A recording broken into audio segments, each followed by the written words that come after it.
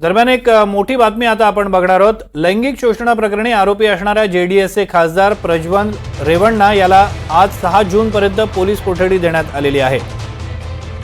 प्रज्वल रेवण्णा हा भारतामध्ये परतलेला होता, ज्यानंतर त्याला न्यायालयासमोर हजर करण्यात आलं। 6 जून पर्यंत त्याला पोलीस कोठडी देण्यात आलेली आहे। अक्षय कुडकेलवार आपले प्रतिनिधी आपल्यासोबत फोन लाईनवरनं जोडले गेलेले आहेत। अक्षय, काय अधिक माहिती मिळते आहे?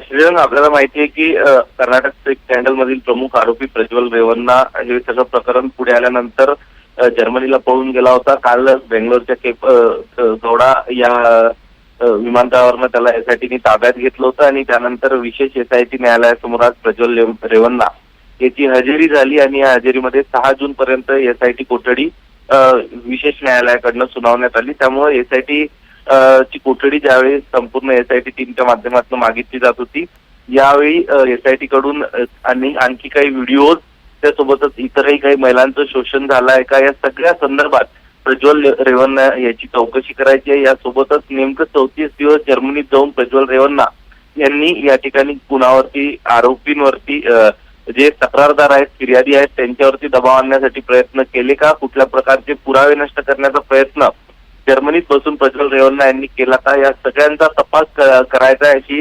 असं सांगत प्रज्वल रेवण्णा याची एसआयटी कोठडी मागण्यात आली होती आणि यालाच प्रतिसाद देत विशेष एसआयटी कोर्टाने प्रज्वल यांना 6 जून पर्यंतची एसआयटी कोठडी देण्यास मंजुरी दिलेली आहे। अक्षय, एकूण तपासावरून किंवा आतापर्यंतचा जो तपास झालेला आहे आणि न्यायालयाकडे ही जी मागणी केलेली आहे, हे प्रकरण आणखी वाढण्याची शक्यता वाटते का?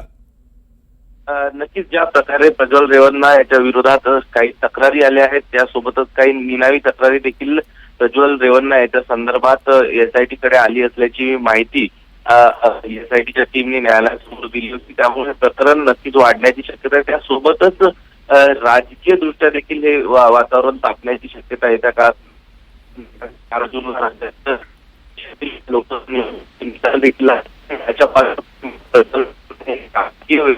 धन्यवाद अक्षय, तुम्ही दिलेल्या संपूर्ण माहितीबद्दल। आपण मोठी बातमी बघतोय, प्रज्वल रेवण्णा याला 6 जून पर्यंत पोलीस कोठडी सुनावण्यात आलेली आहे। अनेक महिलांनी प्रज्वल रेवण्णा याच्या विरोधात लैंगिक छळाच्या तक्रारी केलेल्या होत्या, ज्यानंतर प्रज्वल रेवण्णा हा भारताबाहेर निघून गेलेला होता। तो परतलेला आहे आणि त्याला पोलिसांनी अटक करून न्यायालयासमोर हजर केलेला आहे। या संपूर्ण प्रकाराच्या तपासणीसाठी या प्रकरणाच्या तपासणीसाठी एसआयटीची स्थापना करण्यात आलेली होती। एसआयटी या संपूर्ण प्रकरणाचा तपास करत आहे।